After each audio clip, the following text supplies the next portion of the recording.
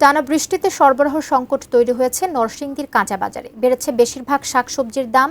কেজিতে 20 টাকা পর্যন্ত বেড়েছে প্রায় ধরনের সবজিতে। বিস্তারিত জানাতে নরসিংদীর ভেলানগর কাঁচা বাজার থেকে সরাসরি যুক্ত হচ্ছেন প্রতিনিধি সোহাগ মিয়া। সোহাগ মিয়া, কি অবস্থায় জানাবেন? বৃষ্টি হচ্ছে, টানা সরবরাহ সংকট দেখা দিয়েছে নরসিংদীর কাঁচা বাজারের, এই মুহূর্তের কি পরিস্থিতি দেখছেন? ধন্যবাদ কবিতা আপনাকে। আমি এই মুহূর্তে রয়েছি নরসিংদীর পৌর শহরের বেলানগর বাজারে। এখানে ক্রেতাদের দাবি যে কিছুদিন টানা বৃষ্টির কারণে যে প্রতিটা সবজিতে 10 থেকে 20 টাকা করে বেড়ে গেছে। তবে এখানকার বিক্রেতারা বলছেন যে আসলে টানা কয়েকদিন বৃষ্টি থাকার কারণে এখানে আড়ত থেকে সবজি পর্যাপ্ত পরিমাণ সরবরাহ না হয় সবজির দাম কিছুটা বেড়েছে। আমি এখানকার যে বেলানগর বাজার রয়েছে, বাজারে ঘুরে যে সবজির দাম দেখেছি সেগুলো যদি আপনাকে একটু জানাই।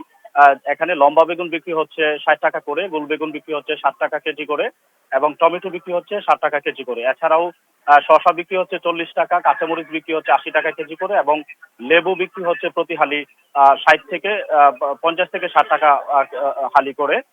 এছাড়া এখানকার যে সাধারণ ক্রেতারা বলছেন যে সবজির দাম যদি বৃষ্টির অজুহাতে বেড়ে যায় তাহলে তাদের নিত্য প্রয়োজনীয় জিনিসের একটি হচ্ছে সবজি, সেটি তাদের জন্য অনেকটা কষ্টসাধ্য হয়ে যাবে। তারা দাবি জানিয়েছেন যে এখানকার যে বাজার মনিটরিং এর যে সিস্টেমটা জেলা প্রশাসনের পক্ষ থেকে সেটা যদি চলমান থাকে তাহলে এই সমস্যাটা আসলে বারবার তৈরি হবে না। তবে বিক্রেতারা বলছেন যে সবজির সরবরাহ যদি বেড়ে যায় এবং আবহাওয়া যদি অনুকূলে থাকে এবং পর্যাপ্ত পরিমাণ সবজি যদি বাজারে থাকে তাহলে দামটা আগের অবস্থায় চলে আসবে এবং আহ, সাধারণ ক্রেতাদের নাগালের মধ্যে সেই সবজির দামটা চলে যাবে। এখানকার সাধারণ ক্রেতাদের আরেকটা অভিযোগ যে এখানে বিভিন্ন সময় সবজির বাজারগুলোতে নানা অজুহাতে